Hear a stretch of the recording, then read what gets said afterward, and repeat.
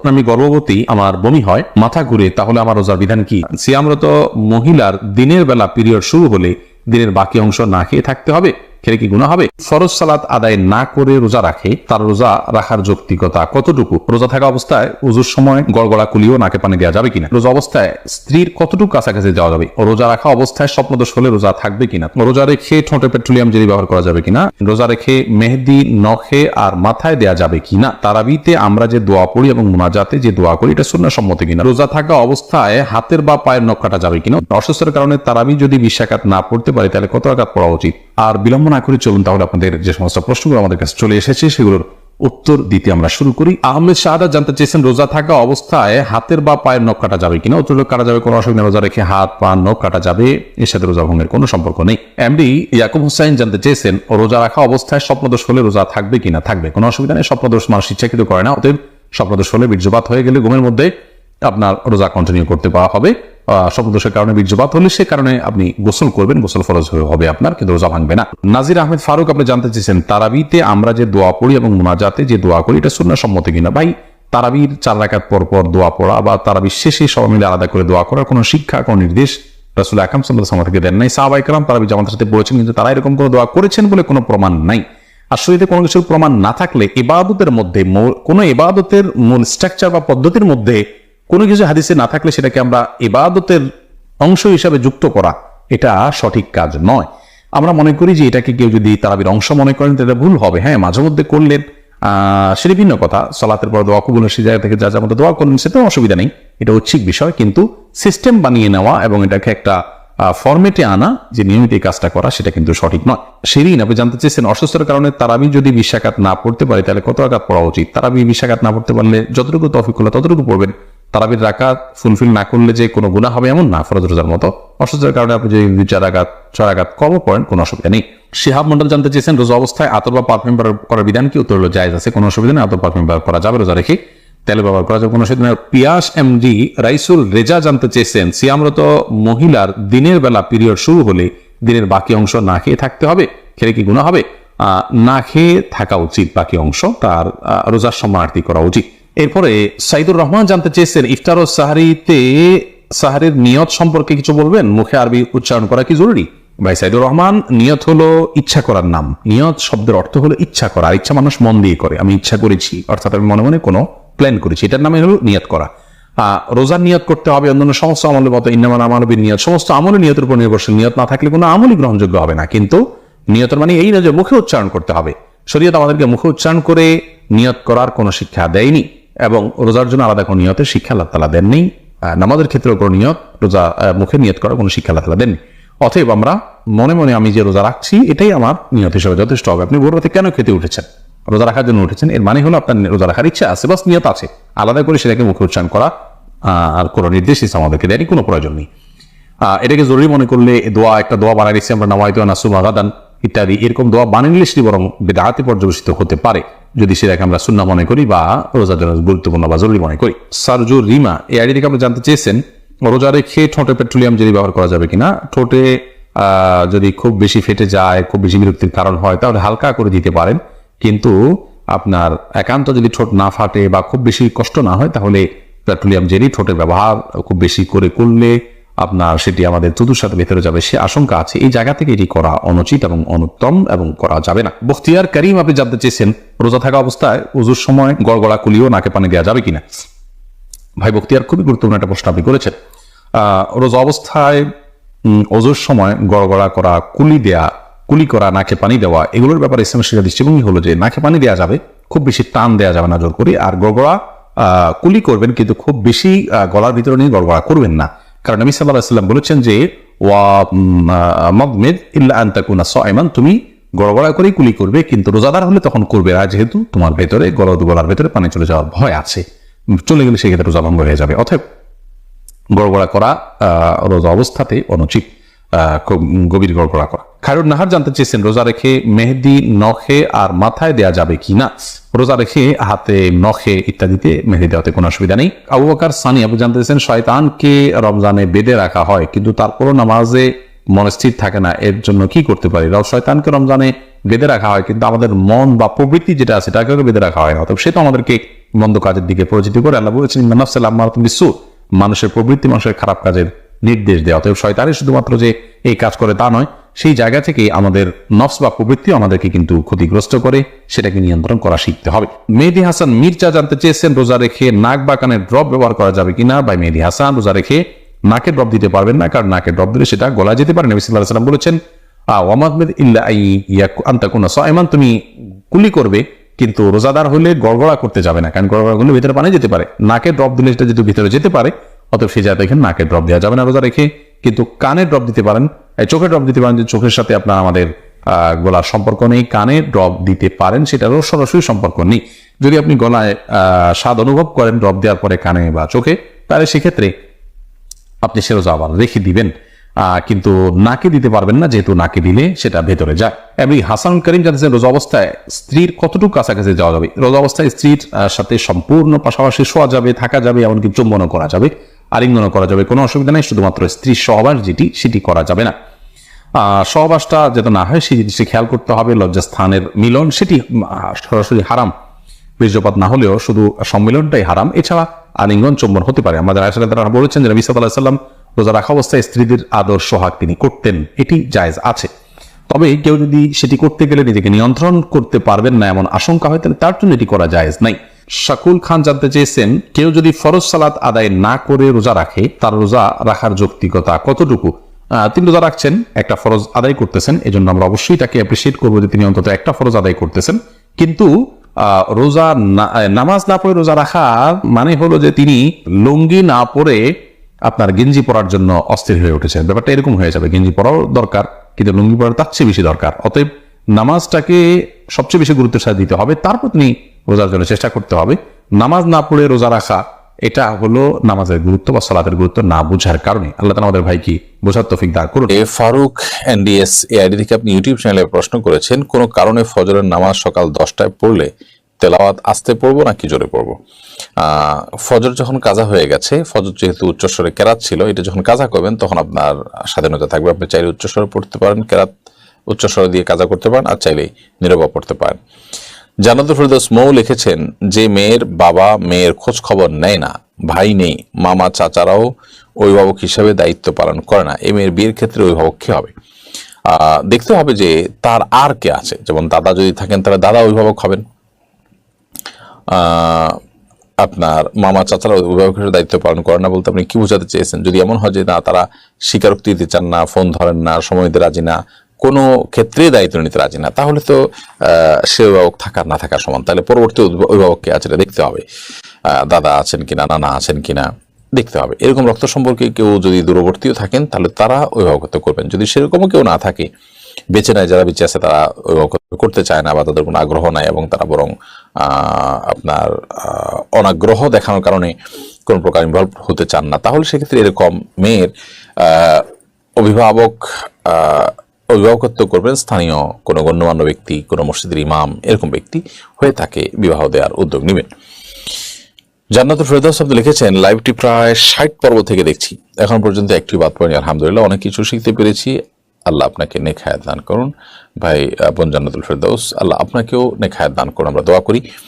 আর আপনি অনেকগুলো পর্ব দেখছেন, প্রায় 150 শতাধিক পর্ব দেখছেন, এটি জেনে আমাদের খুব ভালো লাগলো। জাযাকুমুল্লাহ খাইর। আল্লাহ আমাদের সবাইকে হেদায়েতের উপর রাখুন। সালমান ফার্সি লিখেছেন আসুন্নাহ ফাউন্ডেশনের সদস্য হব কিভাবে? আসুন্নাহ ফাউন্ডেশনের সদস্য হওয়ার জন্য আসুন্নাহ ফাউন্ডেশনের যে ওয়েবসাইট আছে, সেই ওয়েবসাইটে গিয়ে আপনি সদস্য হতে পারবেন।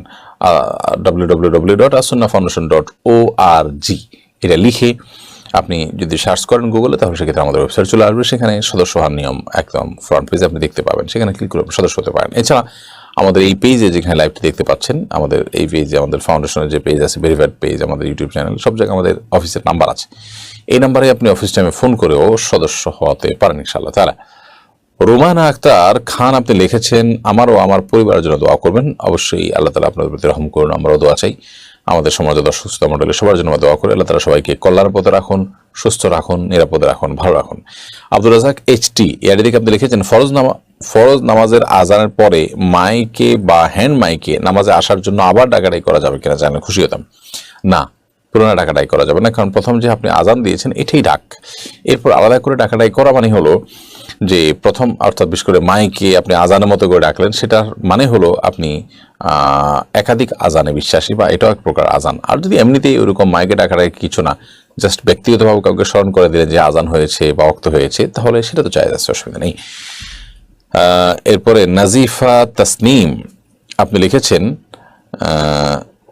ঘুমানোর আগে যে দোয়া পড়ি মুখ না নাড়িয়ে মনে মনে পড়া যাবে কিনা। যে কোনো দোয়া বা তেলাওয়াত যেগুলো পাঠ করার নির্দেশ এসেছে সেগুলোতে মুখ নাড়তে হবে, জিহ্বা নাড়তে হবে, মনে মনে পড়লে সেটি পড়া হয়েছে বলে বিবেচিত হবে না। রেজাল করিম মাহমুদ লিখেছেন ওয়াশরুমে কি মোবাইল নিয়ে যাওয়া যাবে? দেখুন, ওয়াশরুমে যত অল্প সময় নিজের কাজ সেরে চলে আসা যায় ততই ভালো, অতএব মোবাইল নিয়ে না যাওয়া উচিত। মোবাইলের সাথে আমাদের সম্পর্কটা এত মানে গভীর হয়ে গেছে আজকাল যে আমরা মোবাইল ছাড়া ওয়াশরুমে যেতে পর্যন্ত পাই না। তো মোবাইল নিয়ে ওয়াশরুমে গেলে অনেক ডাক্তারের সাথে আমার আলাপ আলোচনা হয়েছে, তারা অনেকে আছে কোমরে বসে লম্বা সময় ব্যয় করেন, এবং এটি অনেক কোলোরেক্টাল আপনার রিলেটেড অনেক রোগের কারণ হয়। তো স্বাস্থ্যের জন্য এটি ভালো না। তাছাড়া সেখানে একটা নাপাক জায়গা লম্বা সময় বসে থাকা এবং সেখানে বাল্টি করা, উন্নত অনেক দেশে পেপার পত্রিকা পড়ে মানুষ নানান কাজকাম করে, এগুলো কোনোটাই ইসলাম শরীয়ত দৃষ্টিতে কোনো প্রশংসনীয় কাজ না, নোংরা কাজ। যথাসময় এটা থেকে বিরত থাকা উচিত। শামসুল হক লিখেছেন আপনার মতো বিজ্ঞ আলেমরা মাহফিল বিমুখ হওয়ার কারণে এক ধরনের শূন্যতা সৃষ্টি হচ্ছে, আপনাকে আবার মাহফিলে ফিরে আসা আহ্বান জানাচ্ছি। ভাই শামসুল হক, আমরা এই বছর মাহফিল করব না, এটা আমরা আগে ঘোষণা দিয়েছি। আর এটাও এক রকমের পরীক্ষামূলক যে আমরা মাহফিল না করে ভিন্ন কোনোভাবে দাওয়াতি কাজ করতে পারি কিনা। তো আলহামদুলিল্লাহ সেটি আমরা করছি। তবে আগামী বছর আমরা মাহফিল করতে আবার নতুন করে আমরা ভাববো কিনা সেটা নিয়ে আলাপ আলোচনা ইতিমধ্যে আমাদের মধ্যে হচ্ছে। আমরা যদি পরামর্শ করি, ভালো মনে করি, ইনশাআল্লাহ বিদিনা পরামর্শের সিদ্ধান্ত হলে আমরা আগামী বছর খুবই সীমিত পরিসরে মাহফিল করতেও পারি, যদি আল্লাহ তাআলা তৌফিক দান করেন।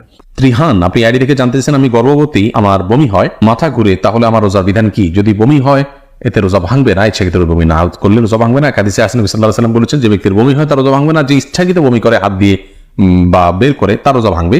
আর যদি বমি হওয়ার পর কিছু আপনি গিলে ফেলেন তার কারণে রোজা ভাঙবে, কিন্তু এমনি বমি হলে রোজা ভাঙবে না।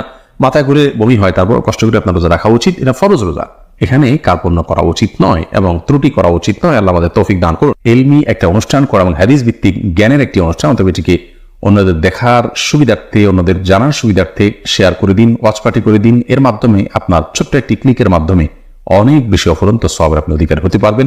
শয়তান আমাদেরকে এরকম সহজে অনেক বেশি অর্জন হতে পারে সে আমলগুলো থেকে ভুলিয়ে রাখে এবং এগুলোকে আমাদের কাছে গুরুত্বহীন করে রাখে। অতএব শয়তানকে আমরা কোনোভাবেই যেন সুযোগ না দিই। আল্লাহ তাআলা সেই তৌফিক দান করুন।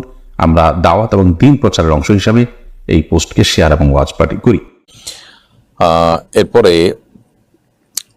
শাহরিয়া জামাল আপনি লিখেছেন আমি কিভাবে আল্লাহর পথে ফিরে আসবো। আল্লাহর পথে ফিরে আসার জন্য আপনি সমস্ত পাপাচার গুনহার কাজ ছেড়ে দিয়ে আল্লাহ সমস্ত নির্দেশগুলোকে মেনে মেনে চলার চেষ্টা করুন, কোরআন হাদিস জেনে সে অনুযায়ী আমল করার চেষ্টা করুন, এটাই আল্লাহর পথে ফিরে আসা। আশরা হুমায়রা আপনি লিখেছেন কোনো বাচ্চা যদি ডায়পার পরা থাকে আমি বুঝতে পারি তার পেশাব বা টয়লেট হয়েছে, আমার ওযু থাকা অবস্থায় সে যদি আমার কোলে থাকে তাহলে ওযু ভেঙে যাবে? না, ওযু ভাঙবে না, কারণ আপনার শরীরে কোনো নাপাক লাগছে না। এমনকি নাপাক যদি লাগেও লিক হয়ে শরীরে লাগলো, কাপড়ে লাগলো, তাহলে সেক্ষেত্রে আপনার ওযু ভাঙবে না। তবে যে জায়গায় লেগেছে ওই জায়গাটা ধুয়ে ফেলতে হবে। আর যদি না লাগে, ডায়পারের ভিতরে থাকে, তাহলে সেক্ষেত্রে ওযুও ভাঙবে না, কাপড় জোড় নাপাক হবে না। কারণ ওযু তো আপনার শরীর থেকে নাপাক বের হলে ভাঙবে, বাচ্চার শরীর থেকে নাপাক বের হলে আপনার ওযু ভাঙবে না। আর নাপাক যদি আপনার শরীরে না লাগে তাহলে সেক্ষেত্রে শরীর বা কাপড় নাপাক হওয়ার প্রশ্ন নেই। রাফিন আহমেদ লিখেছেন আজানের সময় কি বাথরুম করা যাবে? আজান চলছে এই সময়টাতে আপনি ওয়াশরুমে যেতে পারেন, কোনো অসুবিধা নেই। এরকম করে নিষেধাজ্ঞা নেই যে আজান চলছে ওই টাইমে আপনি ওয়াশরুম টয়লেটে যেতে পারবেন না। অম্মি হাবিবা সোনিয়া আপনি লিখেছেন আমার প্রেগনেন্সির 11 সপ্তাহ পর অ্যাবর্শন করা হয়, এই অবস্থায় কি আমার নামাজ পড়তে হবে? 11 সপ্তাহ পর যদি আপনার অসুস্থতার কারণে বাচ্চা অ্যাবর্শন করতে হয়, ডিএনসি করতে হয়, তাহলে সেক্ষেত্রে ব্লিডিং হলে আপনি নেফাসের মতো সন্তান প্রসব পরবর্তী যে ব্লিডিং সেটার মতো করে সর্বোচ্চ 40 দিন পর্যন্ত আপনি নামাজ পড়বেন না। আর যদি এরপরও ব্লিডিং হয় তাহলে তখন নামাজ পড়বেন। আর যদি 40-এর নিচে থেমে যায় ব্লিডিং, তাহলে যে কদিন ব্লিডিং হয় নামাজ পড়বেন না, বাকি দিনগুলোতে আপনি নামাজ পড়বেন। এরপরে মাহমুদ আল হাজি এর দিকে আপনি লিখেছেন আমি একদিন ভুল করে তাড়াহুড়োয় বাসের ভাড়া না দিয়ে বাস থেকে নেমে পড়েছি, এখন এক্ষেত্রে কিভাবে বাসের দায়িত্বশীল লোকজন হক আদায় করবো? বাস কোম্পানি যদি নাম জানা থাকে তাহলে সেই কোম্পানির টিকিট কেটে আপনি ছেড়ে ফেলে দিন, টাকাটা তাদের ওখানে ঢুকে গেল, সেটি একটা প্রক্রিয়া হতে পারে। আর যদি সেরকম কোনো কোম্পানির বাস না হয় তাহলে সেক্ষেত্রে খুঁজে বাসটাকে সম্ভব হলে খুঁজে বের করে সেখানে তাদের টাকাটা পরিশোধ করবেন। যদি সেটাও সম্ভাবনা না থাকে তাহলে তাদের তরফ থেকে তার সাদকা করে দেবেন ইনশাআল্লাহ তাআলা গরিব দুঃখী, এবং তাদের পক্ষ থেকেই সেই দায় দেনা পরিশোধ হয়ে যাবে। আপনার পক্ষ থেকে সে দায় দেনা তাদের জন্য পরিশোধ হয়ে যাবে ইনশাআল্লাহ। জান্নাতুল জাহিদ আপনি লিখেছেন, অসুস্থ মাকে ছেলে কি প্যাম্পাস পরাতে পারবে? আল্লাহ মাফ করুন, যদি এরকম কোনো পরিস্থিতি হয়, মা অনেক বৃদ্ধা হয়ে গেছেন, অন্য কোনো মানুষ নেই, তাহলে সেক্ষেত্রে ছেলে সন্তান এটি করতে পারবে যদি কোনো বিকল্প না থাকে। আর অবশ্যই চেষ্টা করা উচিত বিকল্প দেখে বের করার, যে কোনো নারীকে সেবিকা হিসাবে নিয়োগ দেওয়ার বা তাদের মাধ্যমে করানোর, এই চেষ্টা থাকা উচিত। কেউ না থাকলে, সেরকম কোনো সুযোগ না থাকলে সন্তান করলে গুনাহ হবে না। শহীদুল ইসলাম অমি আপনি লিখেছেন, টাকনুর নিচে প্যান্ট পরা বা ঢেকে রাখা নিষেধ, তাহলে মোজা পরলে তো টাকনু ঢেকে যায়, তখন কি করব?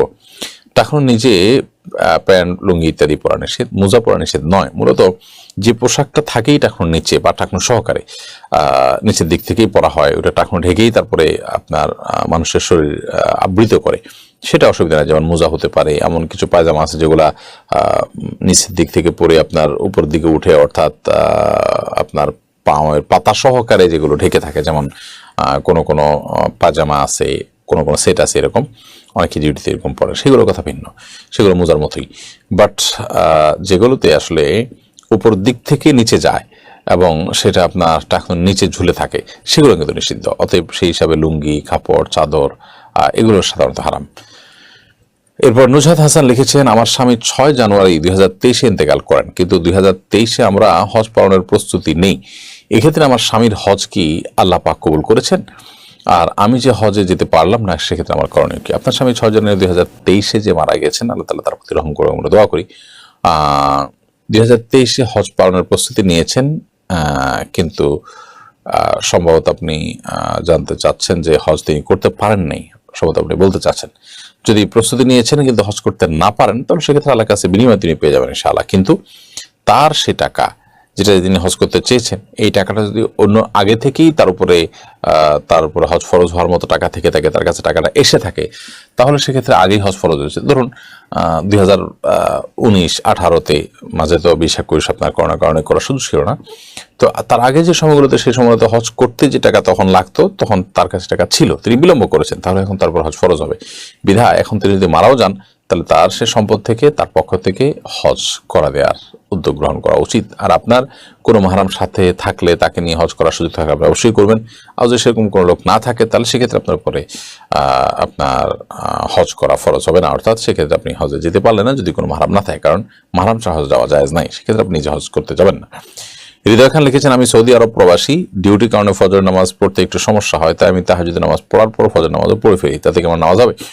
ওয়াক্ত হইতে হবে। তাহাজ্জুদের পর যদি ওয়াক্ত শুরু হয়ে গেছে, তখন শুরুতে আপনি নামাজটা পড়ে ফেলছেন, সেটা জায়েজ হবে। পরে তাহাজ্জুদ ওইভাবে সেট করবেন যাতে ওয়াক্তের শুরুতে নামাজ পড়া হয়ে যায়। আর যদি ফজরের ওয়াক্ত যখন শুরু হয়, তার আগেই আপনি তাহাজ্জুদ পড়েন, রাত 3টা 3:30টায়, তখন তাহাজ্জুদ পড়ে আপনি সাথে ফজর পড়ে ফেলেন, তাহলে সেক্ষেত্রে আদায় হবে না। কারণ ইন্নাস সালাতা কানাত আল মুমিনিনা কিতাবাম মাওকুতা, আল্লাহ তাআলা বলেছেন সালাত ঈমানদারদের জন্য নির্দিষ্ট সময়ে পড়াটা অপরিহার্য করা হয়েছে, বিধায় সেটি খেয়াল রাখতে হবে। এরপরে মাহমুদ আল হাজি এর থেকে আপনি লিখেছেন, আমি একদিন ভুল করে তাড়াহুড়োয় বাসের ভাড়া না দিয়ে বাস থেকে নেমে পড়েছি। আমরা আপনার প্রশ্নের উত্তর ইতিমধ্যে দিয়েছি, সম্ভবত দ্বিতীয় দফা আপনি প্রশ্ন আমাদের কাছে করেছেন, একটু লক্ষ্য করলে আপনার প্রশ্ন উত্তর পেয়ে যাবেন ইনশাআল্লাহ তাআলা। এমডি সালমান হোসেন লিখেছেন, আমাদের এলাকার মানুষগুলো অতিরিক্ত মাজার পূজার মতো শিরক করে, আমার এগুলো ভালো লাগে না, করণীয় কি? তাদেরকে তাওহীদের গুরুত্ব বুঝাবেন, তাওহীদের গুরুত্ব বুঝে আসে এরকম বই পুস্তক তাদের মধ্যে বন্টন করবেন, বিশেষ করে তরুণদেরকে, শিক্ষার্থীদেরকে টার্গেট করে করে। এরপরে কিছু লোক তৈরি করলে তাদের মাধ্যমে সমাজে আপনি সচেতনতা তৈরি করতে পারবেন, সেই সাথে আল্লাহর কাছে দোয়া করবেন। মোহাম্মদ রেদওয়ান ইসলাম তানিম লিখেছেন, হাফহাতা টি শার্ট পরে নামাজ পড়লে কি নামাজ আদায় হবে? হাফহাতা টি শার্ট পরে নামাজ পড়লে নামাজ হয়ে যাবে, কিন্তু সাধারণত এমন পোশাকে নামাজ পড়া উচিত না যে পোশাক পরে আপনি কোনো মান্যগণ্য ব্যক্তির সঙ্গে সাক্ষাৎ করতে যাবেন না। আল্লাহ রাব্বুল আলামিন কোরআনে কারিমে বলেছেন, ইয়া বানি আদম খুযু যিনাতাকুম ইনদা কুল্লি সালাহ, হে আদম সন্তান, তোমরা প্রত্যেক নামাজের সময় সৌন্দর্য বা শোভা এটা গ্রহণ করবে। তাবিয়া জামাল তিথি এর থেকে আপনি লিখেছেন, আমার বাবা 3 বছর যাবৎ ক্যান্সারে আক্রান্ত, আমাদের অর্থনৈতিক অবস্থা খারাপ, আমার আম্মু তার বাবার বাড়ি থেকে কিছু টাকা পেয়েছেন যাতে জাকাত হয়। এখন এই জাকাতের টাকাটা কি আমরা আমাদের পরিবারে খরচ করতে পারবো কিনা? আপনার বাবার প্রতি আল্লাহ তাআলা রহম করুন, আমরা দোয়া করি তার জন্য। আপনার অর্থনৈতিক অবস্থা খারাপ হওয়ার কারণে বাবার বাড়ি থেকে যে টাকা পেয়েছেন, সেই টাকার যে জাকাত হয় সেটা আপনার বাবাকে তিনি দিতে পারেন, যেহেতু স্বামী জাকাতের টাকায় স্ত্রী খেতে পারেন। তো স্বামীর কে দেওয়ার পর স্বামীর পক্ষ থেকে ভরণ পোষণের অংশ হিসাবে সন্তানদের জন্য, সংসারের জন্য এটা খরচ হতে পারে। তবে আপনারা নিজেরা যদি অ্যাডাল্ট হয়ে থাকেন এবং আপনাদের যদি উপার্জন করার সক্ষমতা থাকে এবং আপনারা যদি জাকাতের হকদার না হয়ে থাকেন, তাহলে মানে সব মিলিয়ে আপনাদের জন্য এটা জাকাত হিসাবে গ্রহণ করা জায়েজ হবে না। কিন্তু আপনার বাবাকে আপনার মা জাকাত হিসাবে দিতে পারে, এরপর আপনার বাবার তরফ থেকে সন্তান সন্ততি এবং পরিবারের জন্য এটা খরচ করা যেতে পারে। এমডি আরাম ইসলাম আপনি লিখেছেন, একাকী ফরজ নামাজের সময় তেলাওয়াত জোরে জোরে না পড়লে কোনো সমস্যা হবে কিনা? না, একাকী যখন আপনি উচ্চস্বরে পড়ার যে নামাজগুলো ফজর এবং এশা মাগরিব, সেগুলো যে আপনি আস্তে আস্তে করার পড়েন কোনো অসুবিধা নেই, চাইলে উচ্চস্বরে আপনি পড়তে পারেন। অতএব ব্যাপারটা এরকম না যে একাকী পড়লেও আপনাকে উচ্চস্বরেই পড়তে হবে, বাধ্যবাধকতা আছে, এরকম না। এরপর রিফাত হোসেন লিখেছেন, জেনে শুনে শারীরিক সম্পর্কে লিপ্ত থাকা মেয়েকে বিয়ে করা জায়েজ হবে কিনা? যে মেয়ে হারাম সম্পর্কে লিপ্ত তাকে আপনি বিয়ে করবেন কেন? আল্লাহ বরাবর নেককার জীবনসঙ্গিনী গ্রহণ করতে আমাদেরকে নির্দেশ করেছেন। অতএব হারাম সম্পর্কে লিপ্ত, অবৈধ সম্পর্কে লিপ্ত কোনো মেয়েকে, কোনো ছেলেকে, কোনো গুনাহে লিপ্ত কোনো মেয়েকে বিয়ে করা, কোনো ছেলেকে বিয়ে করা মানে ফাসিক এবং আল্লাহর অবাধ্য এবং খারাপ মানুষকে বিয়ে করা, যেটা অনুচিত কাজ, সেটি আমাদের লক্ষ্য রাখতে হবে। এনজে জেরিনি এর দিকে আপনি লিখেছেন, অনেক সময় দেখা যায় গুগলের নির্দিষ্ট স্থানে সূর্যোদয়ের যে সময় দেওয়া থাকে তার পূর্বেই বাইরে আলো ফুটে যায়, তখন কি গুগলের সময় যে নামাজ পড়লে নামাজ হবে, নাকি বাইরে আলো ফুটে গেলে তখন নামাজ হবে না? দেখুন, আলো ফুটে গেলেই কিন্তু সূর্যোদয় হয় না, এটি আমাদের মাথায় রাখতে হবে। সূর্যোদয় এক জিনিস আর আলো ফুটে যাওয়া আরেক জিনিস। যদি এমন হয় যে অনলাইনে যে টাইম দেওয়া আছে তার আগে আপনি দেখতে পাচ্ছেন যে সূর্য উদয় হয়ে যাচ্ছে, তাহলে সেক্ষেত্রে ডেফিনেটলি আপনি যেটা দেখেছেন সেটার উপরে আমল করবেন। গুগলকে আপনি এক্ষেত্রে প্রায়োরিটি দিবেন না। গুগলের তথ্যের চাইতে আপনার চোখে দেখা যে বিষয়টা সেটাকে আপনাকে প্রায়োরিটি দিতে হবে। আর যদি ব্যাপারটা এরকম হয় যে না সূর্য ওঠে না, জাস্ট আলো হয়ে গেছে, তো আলো হওয়ার সাথে সূর্য ওঠার সম্পর্ক ওইভাবে না যে আমার মনে করি যে আলো হওয়া মানেই হলো সূর্য উঠে যাওয়া। সূর্য উঠার একটু আগে থেকে অনেক সময় আলো শুরু হয়।